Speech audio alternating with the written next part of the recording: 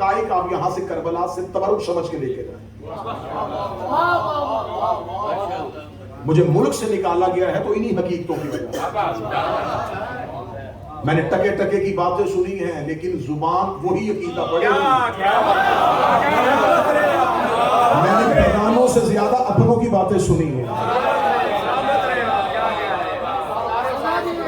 لیکن حقائق وہی ہے۔ وہاں تو زبانیں روک سکتے ہو، آؤ روکو، غازی کے پہرے میں پڑ رہا ہے۔ یہ تاریخی موضوع احسن طریقے سے آپ کے سامنے نبھاؤں تاکہ وہ بہت سی چیزیں جو تشنہ رہ گئی ہیں، جو ممبر سے بیان نہیں کی جا سکتی، وہ مالک کے سائے میں یہاں بیان ہو جائے، کیونکہ یہ قتل کسی غیر مذہب کی طرف سے نہیں ہوا، کسی غیر مسلک کی طرف سے نہیں ہوا، یہ قتل اسی نبی کا کلمہ پڑھنے والوں نے کیا، اور آج اس قتل میں صرف ایک یزید کو شریک کیا جاتا ہے۔ آپ کوئی توجہ سے گفتگو کی تمہید، کیونکہ جو عوام آج کی مجلس میں جو زائرین پہنچے ہیں میں ان کو اپنے موضوع سے مسلسل کر لوں۔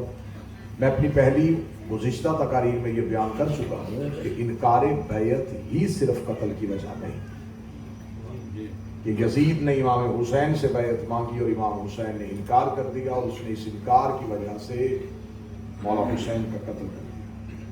صرف انکار بیعت جو ہے وہ وجہ قتل نہیں۔ جب یزید نے بیعت مانگی تھی اپنے گورنر کے ذریعے سے، تو امام حسین کا جملہ آج بھی تاریخ میں موجود ہے۔ امام حسین نے کہا تھا اس سے کہہ دے مجھ جیسا تجھ جیسے کی بیعت ہے۔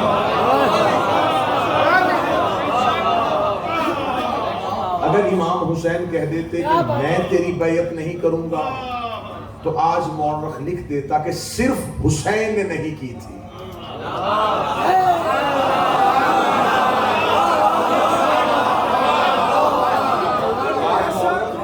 یہ کہہ دیتا کہ بعض فقط حسین نے نہیں کی تھی، بھائی نے بھی کر لی تھی، باپ نے بھی کر لی تھی۔ امام حسین نے کہا مجھ جیسا تجھ جیسے کی۔ اب آل محمد سارے کے سارے محمد، مولا حسین اس میں دو رائے نہیں تھی کہ آپ سارے ایک ہیں۔ اصل کام تو آپ نے یہ کیا ہے، آپ نے بیعت کا مطالبہ کرنے والے کو کہہ دیا تجھ جیسا۔ اس کا مطلب جو بھی جس دور پہ حسین سے بیعت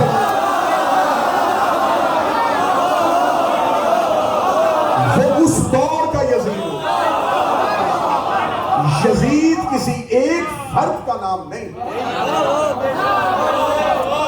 علماء کرام اس میں تشریف فرمائے، میری خوش قسمتی بزرگ عالم دین قبلہ سید نقی نقوی صاحب کراچی سے تشریف فرما ہے، ظاہر ہے امام حسین کے جیسے فرعون کسی ایک فرد کا نام نہیں تھا، مصر کے ہر بادشاہ کو فرعون کہا، ایسے یزید کسی ایک ذات کا نام نہیں۔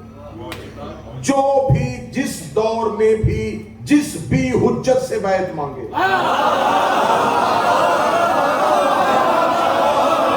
وہ ہاتھ اٹھا دے، اس کی میں زیارت کرنا چاہتا تھا، اس لیے ہم شیعہ بڑی چاق و چوبند قوم ہے، بڑی ہوشیار قوم ہے، اس لیے ہم بھی یہ نہیں کہتے یزید پہ لعنت، ہم کہتے یزیدیت پہ لعنت۔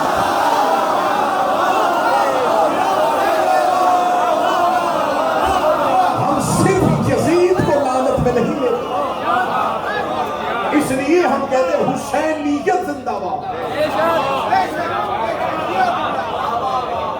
کیونکہ حسین ایک نظام متعارف کروا گئے، پچھلا اور اگلا۔ حسین اتنا بڑا آسمان ہے کہ اس نے علی کو بھی حسینیت میں لے لیا۔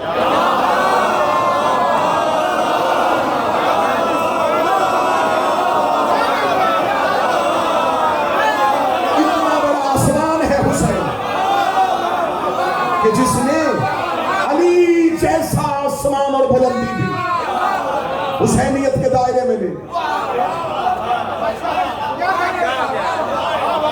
امام حسین علیہ السلام سے مطالبہ اور حسین ابن علی کا انکار، صرف حسین کا انکار نہیں، ہر دور کے حسین کا انکار۔ یزید ملوکیت کا نمائندہ تھا، حسین امامت کا نمائندہ تھا۔ یزید بھی ایک فکر کی نمائندگی کر رہا تھا، حسین علیہ السلام بھی ایک فکر کی نمائندگی کر رہا تھا۔ یزید سمجھتا تھا کہ اگر حسین بیعت کر لیں گے تو یہ صرف حسین کی بیعت نہیں ہوگی، ایک ہاتھ بیعت مانگ رہا تھا اور ایک ہاتھ انکار کر رہا تھا، دونوں ہاتھ سمجھو کربلا میں بیٹھ کے۔ یزید کا ہاتھ اکیلا یزید کا ہاتھ نہیں، حسین کا ہاتھ اکیلے حسین کا ہاتھ نہیں، حسین کے ہاتھ پہ حسن کا ہاتھ تھا، حسن کے ہاتھ پہ علی کا ہاتھ تھا، علی کے ہاتھ پہ نبی کا ہاتھ تھا، نبی کے ہاتھ پہ ابراہیم کا ہاتھ تھا، ابراہیم کے ہاتھ پہ موسیٰ کا ہاتھ تھا، موسیٰ کے ہاتھ پہ آدم کا ہاتھ تھا۔ جب بیعت مانگ رہا تھا ہاتھ اس کا بھی اکیلا نہیں تھا، اس کے ہاتھ پہ معاویہ کا ہاتھ تھا، اس کے ہاتھ پہ ابو سفیان کا ہاتھ تھا، اس کے ہاتھ پہ نمرود کا ہاتھ تھا، اس کے ہاتھ پہ فرعون کا ہاتھ تھا، اس کے ہاتھ پہ ابلیس کا ہاتھ تھا۔ اگر حسین بیعت کر لیتے تو مورخ یہ نہ کہتا کہ حسین نے یزید کی بیعت کر لی، وہ کہتا علی نے معاویہ کی بیعت کر لی تھی، محمد نے ابو سفیان کی بیعت کر لی تھی، ابراہیم نے نمرود کی بیعت کر لی تھی، موسیٰ نے فرعون کی بیعت کر لی تھی، آدم نے ابلیس کی بیعت کر لی تھی۔ حسین نے ہاتھ پیچھے ہٹا کے نبوتیں بھی بچا لی، امامتیں بھی بچا لی، اس لیے تو قبر حسین پہ کھڑے ہو کے کہتے ہیں السلام علیکہ یا وارث آدم سیدنا اللہ۔ زیارت وارثہ اٹھاؤ، کربلا میں آ کے زیارت وارثہ پڑھتے ہو، السلام علیکہ یا وارث ابراہیم خلیل اللہ، السلام علیکہ یا وارث نوح نبی اللہ، آدم کا وارث، ابراہیم کا وارث، نوح کا وارث، صرف مصطفیٰ کا وارث نہیں۔ نا ایک لمحے کے لیے پیچھے نہ ہٹنا، حسین صرف مصطفیٰ کا وارث نہیں، حسین ہے 1.25 انبیاء کے وارث۔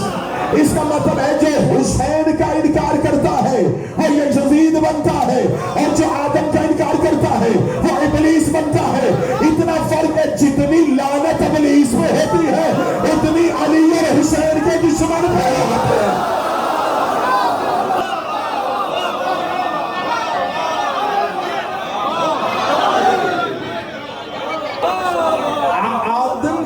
آدم کے دشمن پہ لعنت سارے کرو، اور جو آدم کا وارث ہو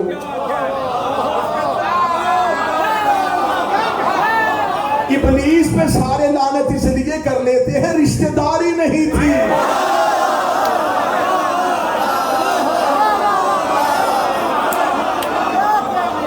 اس کی اولاد نہیں تھی، اس پہ سب نے لعنت کر دی۔ تو جو آدم کا دشمن ہو اگر وہ لعنت اللہ ہے تو جو آدم کے وارث کا دشمن ہو۔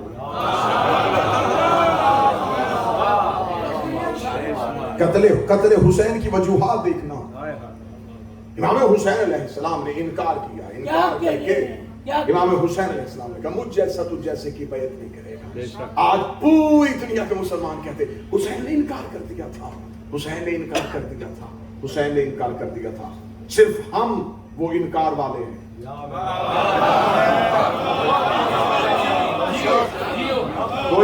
کوئی اس خوش فہمی میں نہ رہے کہ وہ ہمیں جھانسا دے کے حسین کے کیمپ میں آنے کی کوشش کرے۔ حسین ابن علی نے کہا انکار، تو آج سارے کہتے ہیں حسین نے انکار کر دیا تھا۔ انکار جنہوں نے کیا تھا ان کے نام آج بھی کتابوں میں ہیں۔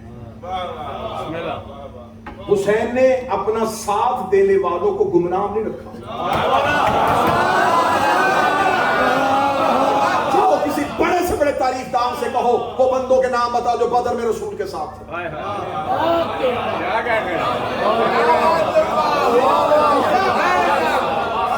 جو احد میں نبی کے ساتھ گئے تھے ذرا ان کے نام ایک ایک کر کے بتاؤ۔ بدر والے مجاہدین کے نام کوئی نہیں، احد والے مجاہدین میں اکا دکا نام، چند نام، خیبر والے، خندق والے، حسین 72 لے کے گا نام، بلدیتیں، شجرے، عمریں، شکلیں۔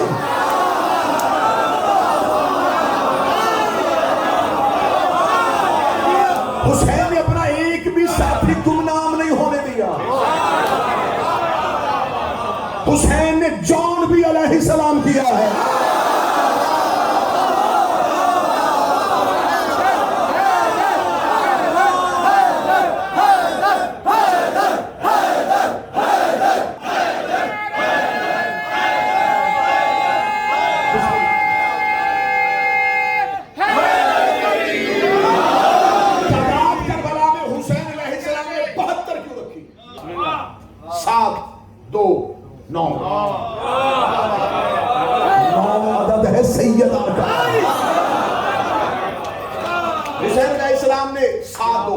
صرف 72.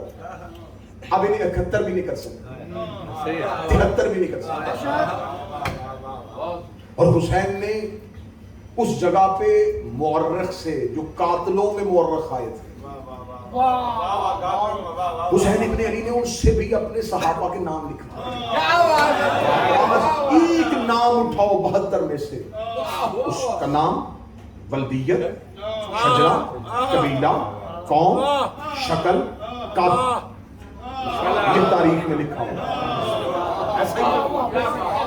اس کی عمر اتنی تھی, اس کی عمر اتنی تھی, فلاں کا بیٹا تھا, فلاں کا بیٹا تھا. یہ حسین ابن علی نے کیوں کیا؟ اگر حسین کی تعداد معین نہ کرتے تو آج مورخ لکھ دیتا. وہ بھی گئے تھے.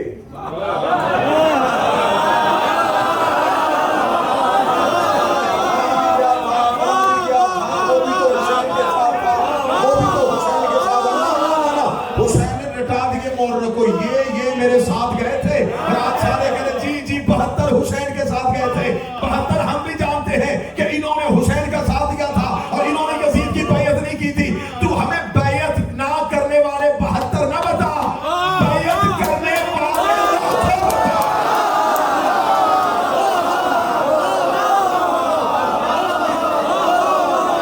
یہ جنہوں نے بیعت نہیں کی, جنہوں نے بیعت نہیں کی, تو میری طرف وہ ہیں ہمارے حصے میں. جنہوں نے بیعت کا انکار کیا وہ ہمارے حصے میں. وہ ہمارے حبیب ہمارا ہے, مسلم اوسجہ ہمارا ہے, عابد شاکری ہمارا ہے, سعید ہمارا ہے, جون ہمارا ہے, اہل قلبی ہمارا ہے. ہماروں کو نہ بلا. وہ جنہوں نے یزید کی ہاتھ میں بیعت کی تھی,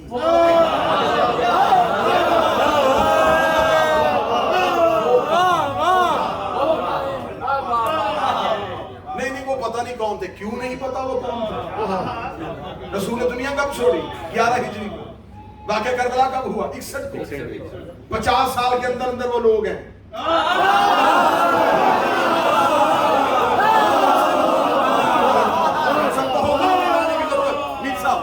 بہت دور جانے کی ضرورت نہیں, 50 سال کے اندر اندر انہی 50 سال کے اندر وہ لوگ ہیں جنہوں نے یزید کی بیعت کی تھی. ضرور سارے رات مل کے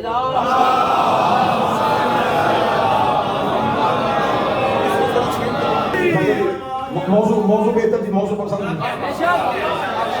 50 سال کے اندر اندر وہ لوگ بڑے آسان ہیں حسین کے قاتل پکڑنے.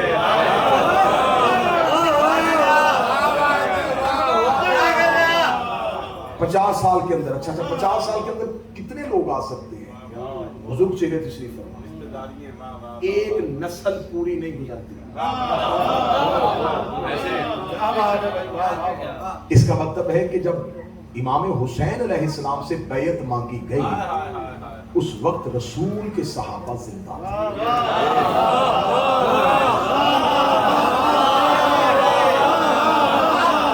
اعتراض ہے نا کہ ہم صحابہ کو نہیں مانتے. بتاؤ ہم کس صحابہ کو نہیں مانتے؟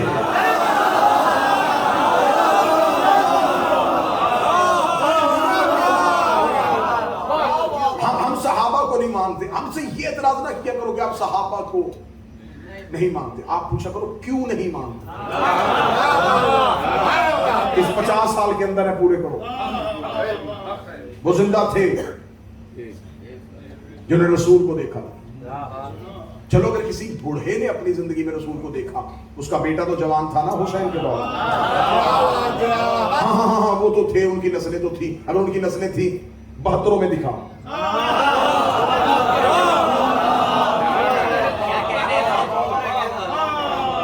72 में नहीं तो फिर किधर है?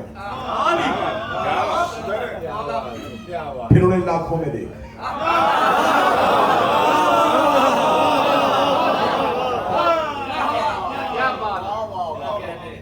इमाम हुसैन अलैहिस्सलाम ने मलूकियत को हमेशा के लिए नंगा कर दिया। हुसैन करबला में सूरह मुनाफिकून के मुफस्सर का नाम है।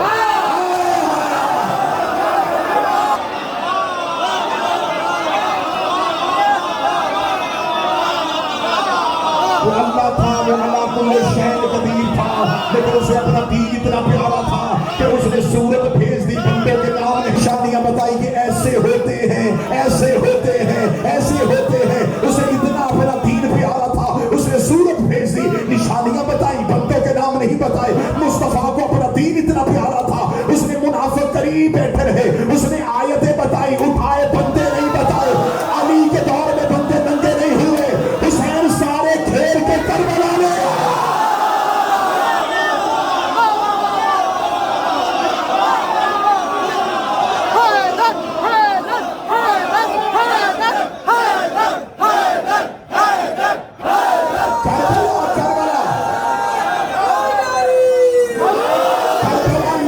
लश्कर से जंग नहीं थी, ताकत की ताकत से जंग नहीं थी, करबला मोमिनून की मुनाफिकून से।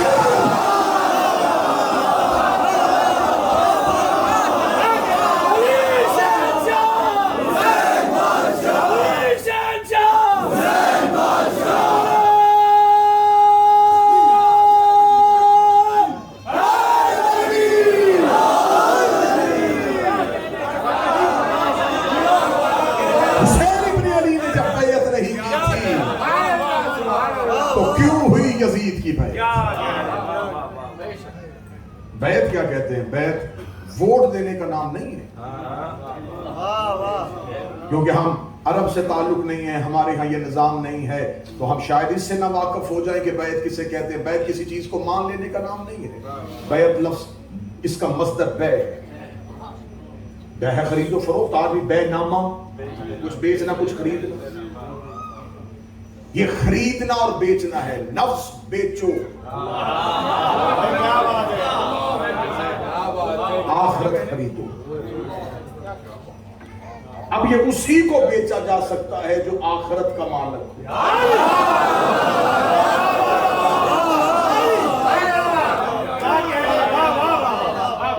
जाओ जाके बैत का पूरी शरह उठा के देखो, बैत की पूरी तफसील उठा के देखो कि लफ्ज़ बैत की वुसअत क्या है। बैत तो बेचने को कहते हैं, नफ्स बेचो, अपना बेच लो, और जो सामने जिसको बेच रहे हो उससे आखिरत खरीदो। बहुत बड़े सवाल का जवाब करबला में करीम करबला के कदमों में बैठ के अपने शहंशाह की अता से देने लगा हूं। आज बंदे जुबानें खोल खोल कर अली ने बैत कर ली थी, अली ने बैत कर ली थी। अली बैत कर ही नहीं सकते थे, बैत में नफ्स बेचा जाता है। अली का नफ्स अल्लाह का नफ्स है।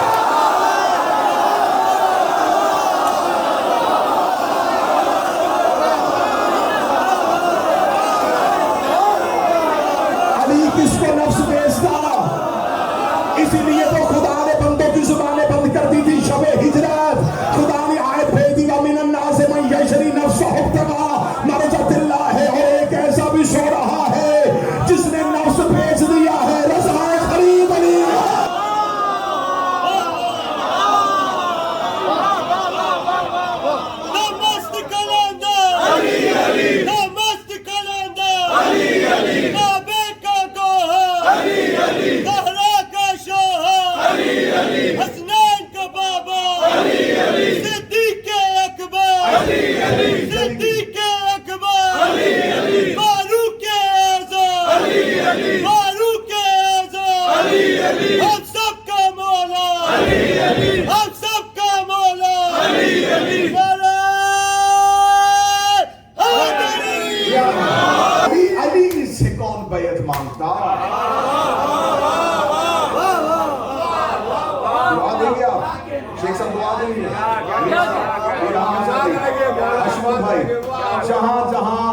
سننے والے بیٹھے، میں آپ کے دلوں سے اس بیعت کے مطالبے پہ، مسئلے پہ، سوال پہ داد لینے لگا ہوں۔ بندے کہتے علی سے بیعت مانگنے کے لیے اللہ ہونا ضروری ہے۔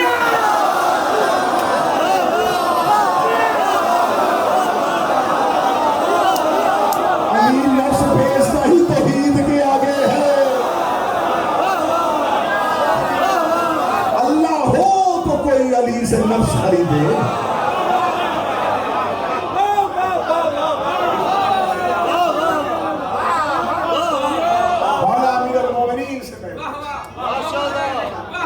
ادھر باپ سے نہیں مانگی جا سکتی تھی تو پھر بیٹے سے بیعت کیسے؟ یزید کی بیعت حسین، یہ یزید کا اتنا قد تھا،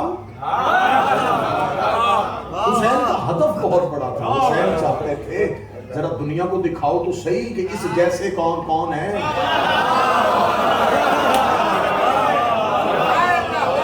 اکیلا یزید مار دینا یہ حسین کے لیے معمولی تھا۔ حسین یزید کے سوال کو بند کر دینا کریم کربلا کے لیے معمولی ہے، لیکن کریم کربلا میں یہاں صحرا میں نہ آتے تو کتنے یزید آج تک اسلام میں چھپے رہتے۔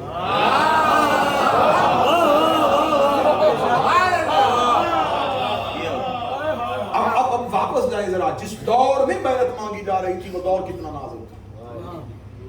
رسول 11 ہجری کو 61 ہجری کو بیعت، 50 سال کے اندر کتنے واقعات اسلامی تاریخ میں رونما ہو چکے ہیں۔ ان 50 سالوں میں 25 سال مولا امیر المومنین کی گوشہ نشینی کے نکال گئے۔ 25 سال اقتدار کو امیر المومنین سے دور رکھا،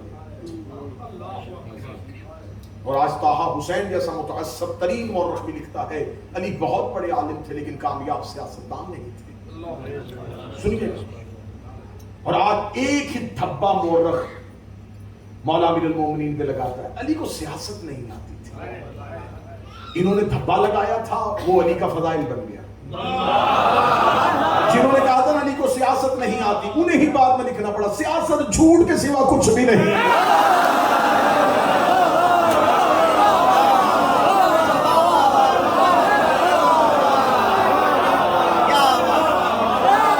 الزام لگایا تھا، علی کا فضائل بن گیا۔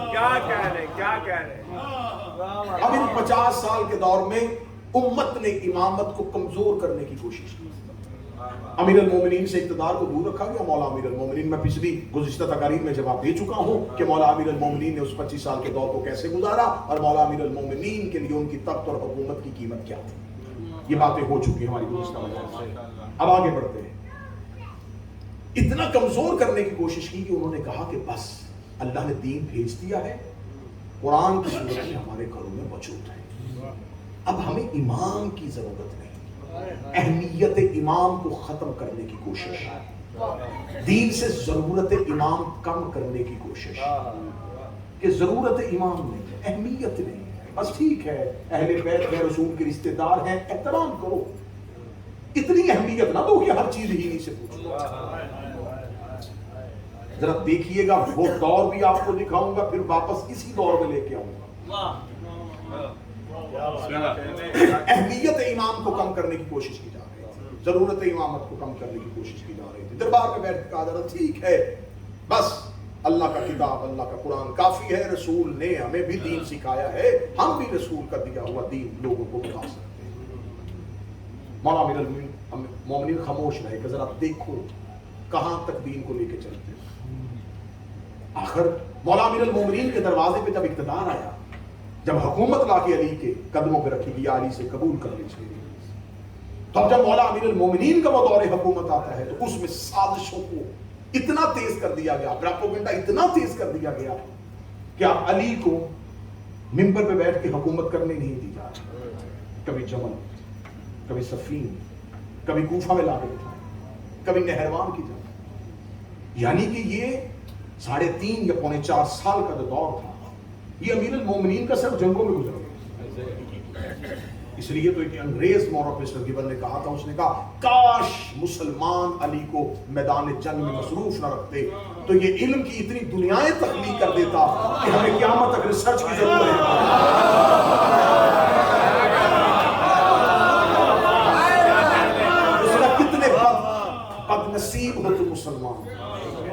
تمہارے پاس ایک ایسا شخص تھا جو زمین پہ بیٹھ کے آسمان کے رستے بتا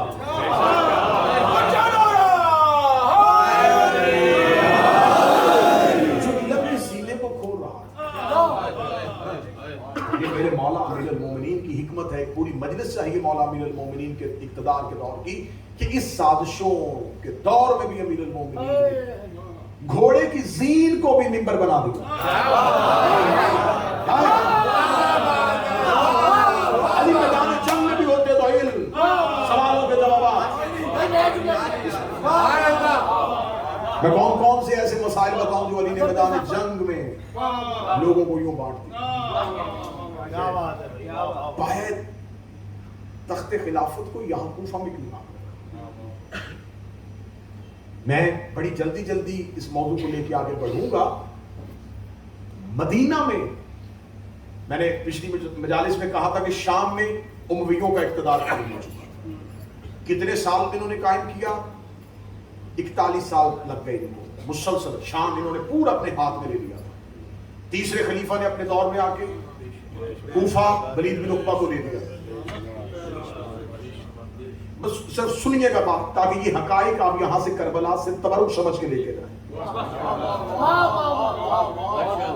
مجھے ملک سے نکالا گیا ہے تو انہی حقیقتوں کی وجہ. میں نے ٹکے ٹکے کی باتیں سنی ہیں لیکن زبان وہی عقیدہ پڑے. میں نے بیگانوں سے زیادہ اپنوں کی باتیں سنی ہیں. لیکن حقائق وہی ہے. وہاں تو زبانیں روک سکتے ہو, آؤ روکو. غازی کے پہرے میں پڑ رہا ہوں.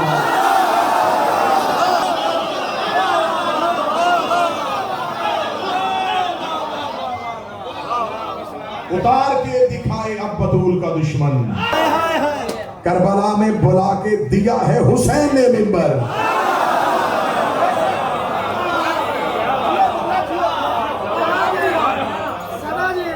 مولا امیر المومنین کوفہ میں, مدینہ میں اتنی. جب تیسرے خلیفہ کا دور آیا تو اس نے شام امویوں کا پہلے بن چکا تھا, کوفہ اپنے خالہ زاد ولید بن عقبہ کو دے دیا. کون ولید بن عقبہ؟ یہ کتابیں اہل سنت کی کتابوں میں لکھا ہوا ہے. ولید بن عقبہ اتنا بد کردار شخص تھا کہ اس نے گھر کے اندر ایک حوض بنایا جس میں شراب تھی, اور وہ اس حوض میں نہاتا تھا اور اسی حالت میں آ کے مسلمانوں کا نماز کی امامت. اتنا گندا کردار ہے کہ ممبر کیا تقدس اجازت ہی نہیں دیتا کہ وہ پڑھ رہے. صرف بتا رہا ہوں تیسرے خلیفہ کا دور رشتہ داری کی بنیاد پہ کوفہ. اس کے بعد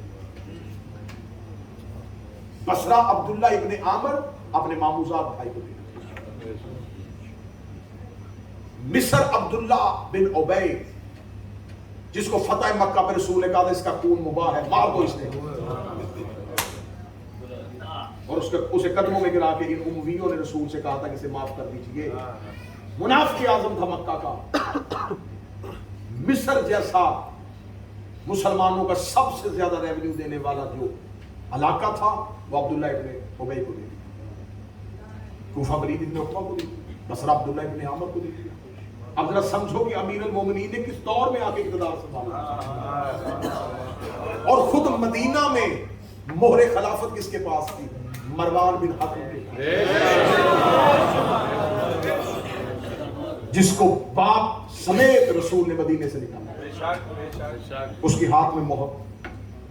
آج یہ زبانیں کھول کھول کے بات کرتے ہیں نا کہ نہیں جی نہیں, صرف ایک حدیث جس کا کوئی ایک ہی راوی ہے اور وہ بھی سکہ نہیں ہے کہ رسول نے کہا تھا کہ ہم گروہ انبیاء وارث بنتے ہیں بناتے ہیں, اور اس ایک حدیث کی بنیاد میں سیدہ سے فدق لیا گیا تھا. اور تیسرے خلیفہ نے پورے کا پورا فدق مروان کو دے دیا کیونکہ دماد بھی تھا, چچا زاد اس کے حوالے کر. اب امویوں نے چاروں طرف سے گھیرا ڈال دیا مرکز اسلامی. سمجھ رہے بات کو یا نہیں؟ کوفہ ان کے قبضے میں, بصرہ ان کے قبضے میں, مصر ان کے قبضے میں, دمشق ان کے قبضے میں, فلسطین ان کے پاس, اردن ان کے پاس, مدینہ میں ان کی حکومت. اسلام کو پورے طریقے سے اموی توڑ رہے تھے. اب جنہوں نے تیسرے خلافت کے دور میں خلیفہ کے خلاف مزاحمت کی، انہوں نے علی کی محبت میں نہیں کی.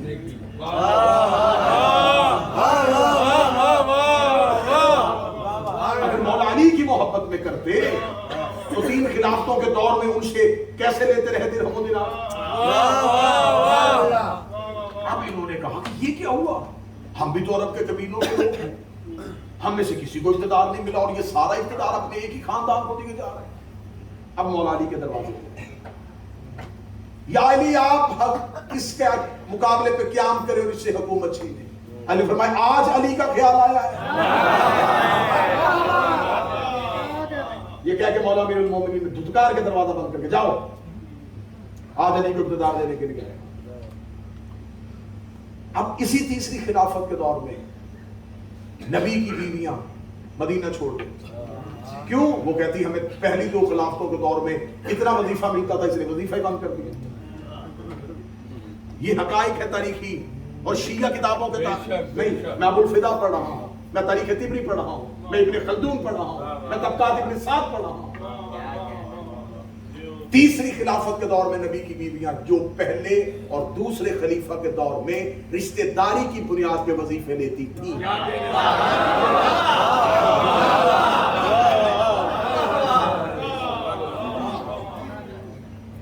وہ چلی گئی مدینہ سے. اہل سنت کتاب میں لکھا ہے کہ جاتے ہی رسول کی ایک بیوی نے کہا تھا اس یہودی نسل کو قتل کرو. وہاں تو تیسرا خلیفہ ایک شورش برپا ہوئی اور ہر ایک کا حق مارا ہوا تھا. مختلف قسم کے گروہ تھے، انہوں نے قتل کر دیا. جب قتل کر دیا تو اب مسلمان ڈر گئے کہ اب کیا ہوگا، کیونکہ اب جس کو قتل کیا ہے سارے علاقے اس کے رشتہ داروں کے پاس ہے. اگر انہوں نے مدینے پہ حملہ کر دیا تو ہم مر گئے. اب آئے علی کے پاس. میں مہینوں کی کتب بینی سے آپ کو بچاتے ہوئے لمحوں میں تاریخ سنا. یہ جو مولا امیر المومنین کو اقتدار دیا گیا یہ محبت میں نہیں دیا گیا. ڈر گئے. جو کام 63 ہجری میں یزید نے مدینے میں کیا تھا وہی کام اموی بھی کر دیتے. چاروں طرف ان کی حکومتیں تھی. اب یہ ڈر گئے مولا میں تو ہی ان کو روک سکتا ہے، تو ہی ان کو روک سکتا، ورنہ گیا کعبہ بھی گر جائے گا، مدینہ بھی ختم ہو جائے گا، لا الہ الا اللہ محمد رسول اللہ ختم کر دیں گے. اب علی لوگوں کو بچانے کے لیے نہیں،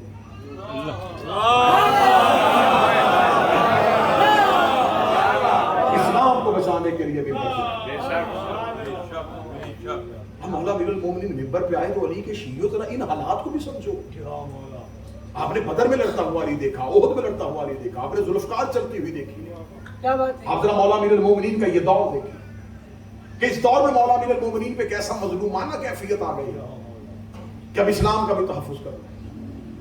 مدینہ میں وہ لوگ رہ رہے ہیں جنہوں نے 3 خلافتوں کا دور دیکھا ہے اور علی سے محبت نہیں ہے. کوفہ ان کے ہاتھ میں ہے، بصرہ ان کے ہاتھ میں ہے، شام ان کے پاس ہے، سب کچھ ان کے پاس ہے. امیر المومنین نے مدینہ والوں سے کہا کہ اٹھو قیام کرو میرے ساتھ. مدینہ کے لوگوں نے علی کا ساتھ نہیں دیا، صرف 1000 بندہ جبل میں علی کے ساتھ گیا. اب میری قوم کے بچے یہ بات بھی سن لے، لڑنا عربوں کا اسلام سے محبت نہیں، ان کا پیشہ تھا.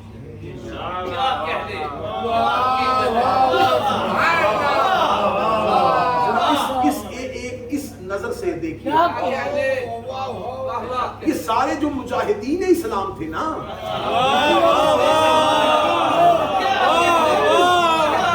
کیا کرتے تھے، کیا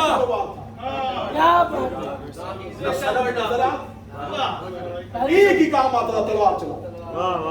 یہ بچپن میں سیکھ لیتے تھے. بچپن میں باپ دادا ان کو لڑنا سکھاتے تھے کیونکہ مال لوٹنے کے لیے لڑائی سیکھنا پڑتی ہے.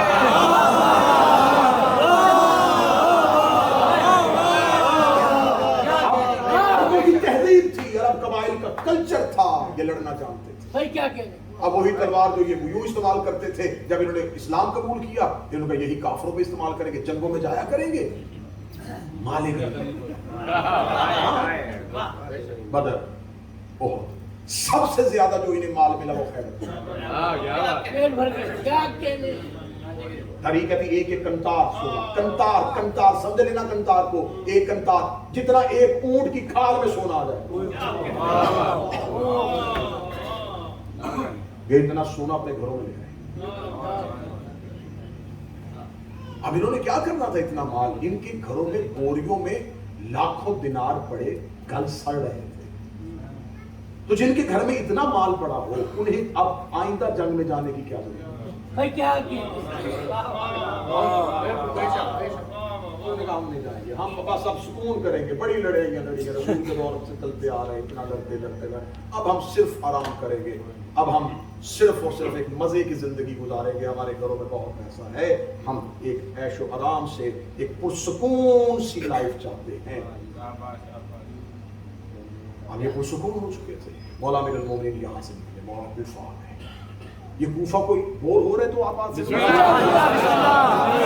کڑی اگر میں یہاں سے نہیں ملاؤں گا نا تو اگلی مدرسوں میں قطرے حسین کی بات نہیں نکال سکتا۔ مولا امیر المومنین کوفہ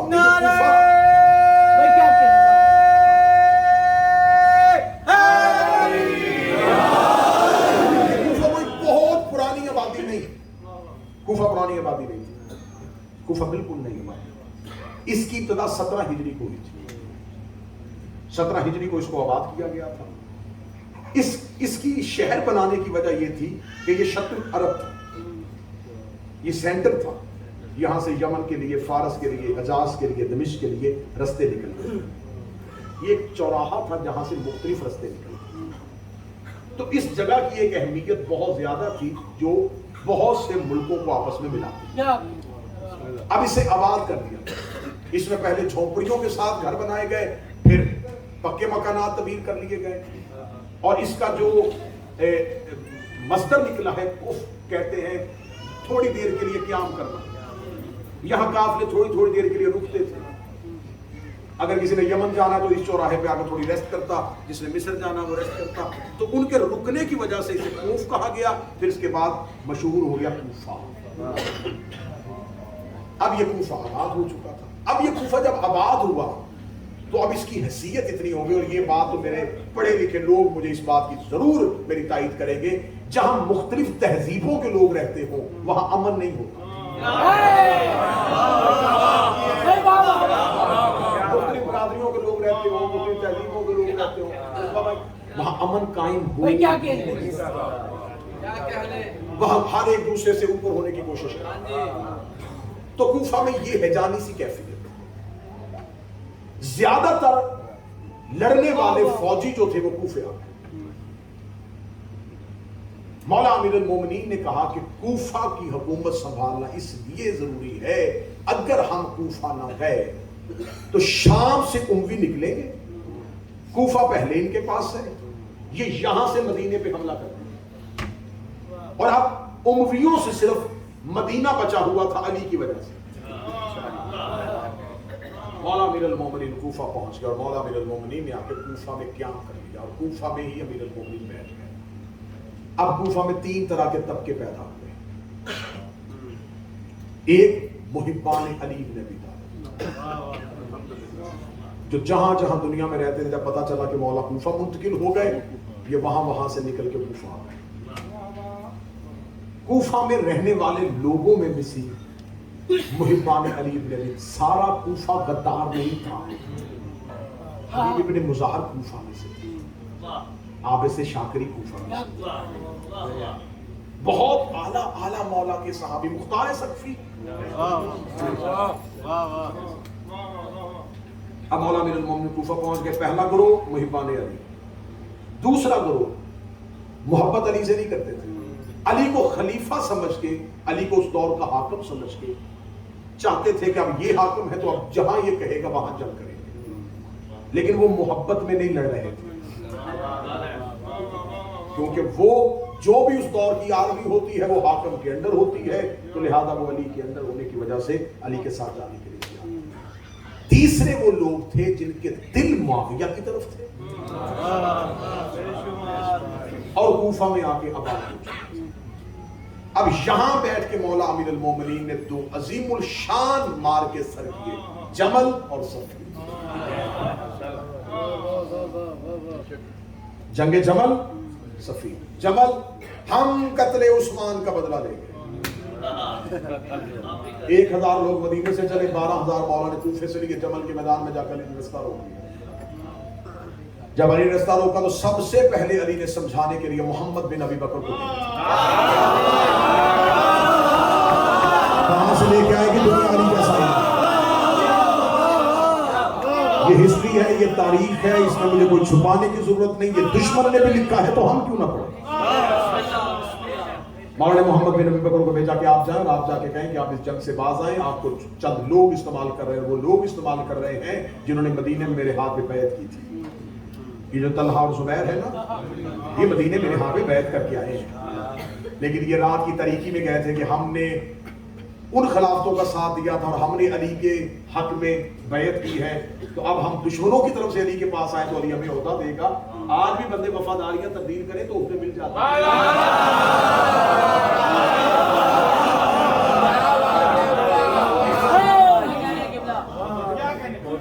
لہٰذا انہوں نے کہا ہم نے وفاداری تبدیل کی ہے تو اب علی ہمیں کوئی نہ کوئی عہدہ دے۔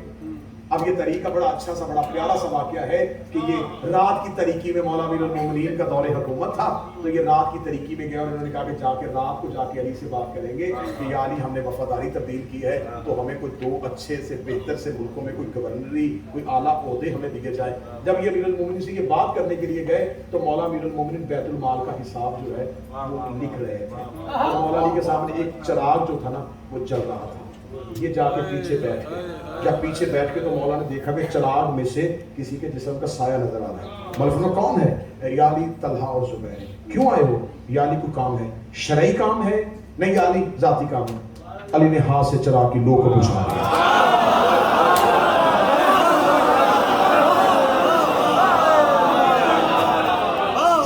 چراغ کی لو کو بجھا دیا۔ بجھا کے مولا کی آواز آئی، ہاں بولیے۔ یا علی اندھیرا ہو گیا، چراغ تو روشن کیجئے۔ فرمایا نہیں، تم ذاتی کام آئے ہو۔ اس چراغ کے اندر جو تیل چل رہا ہے وہ بیت المال کا ہے۔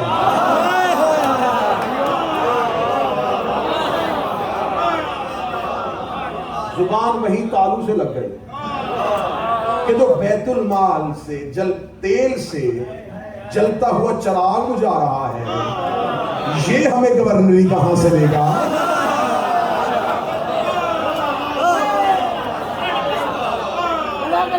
ابھی جا چکے تھے تو مولا نے کہا محمد ان سے کہہ دینا یہ جو آئے نا انہوں نے میرے ہاتھ میں بیعت کی تھی اور آپ یہ سامنے آپ کو لے کے آنا چاہ رہے ہیں، میں نہیں چاہتا کہ یہاں جنگ ہو، مسلمانوں کا خون بہے، آپ واپس چلے جائیں۔ محمد بن ابی بکر آئے ہیں، جب خیمے میں پہنچے تو سپاہیوں نے رستہ روک لیا۔ محمد بن ابی بکر کہہ رہا ہے میں ملنا چاہتا ہوں، انہوں نے کہا نہیں آپ نہیں مل سکتے، کیونکہ انہوں نے منع کیا ہے کہ کوئی بھی آئے تو میں نہیں ملوں۔ اس نے کہا میں بھائی ہوں۔ تاریخ سنیے گا، میں بالکل آپ کو مدد دلانے کے لیے میں کربلا میں بیٹھ کے میں کوئی چٹکلا کوئی خطابت کا کیوں کہوں گا؟ کریم کربلا کے پہلو میں بادشاہ سامنے دیکھ رہے ہیں۔ جب محمد بن ابی بکر نے کہا نا میں بھائی ہوں، بھائی کا نام اور آواز کان میں پڑی، اندر سے انہوں نے کہا اب تجھے بھائی ہونا یاد آیا؟ کیسا تو بھائی ہے تو علی کے لشکر میں، اب بھی علی کو چھوڑ میرے لشکر میں آ جا۔ محمد بن ابی بکر کے جملے پہ کائنات قربان کرو، محمد نے کہا تیرے جیسی 1000 بہنیں ہو، میں علی کے قدموں سے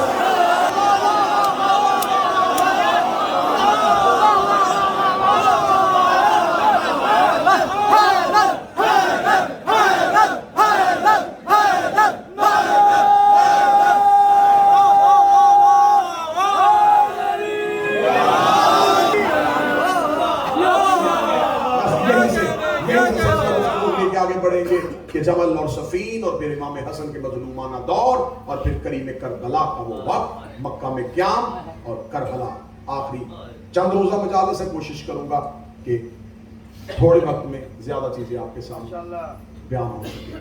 آج کیونکہ مجبوری تھی جناب سید حامد نقوی صاحب اور یہ تمام کارواں نیاز سید عمران شرازی، سید علی رضا شاہ، یہ تمام احباب جو اس سلسلہ اعزاز کو لے کے چل رہے ہیں، تو آج یہ انتظام نہیں ہو سکا. کل سے انشاءاللہ یہ مجلس باہر جو ہے وہ شاہراہ جو ہے یہ باہر اس پہ مجلس ہوگی تاکہ مومنین کے بیٹھنے میں اور مومنین کو پریشانی کا سامنا نہ ہو.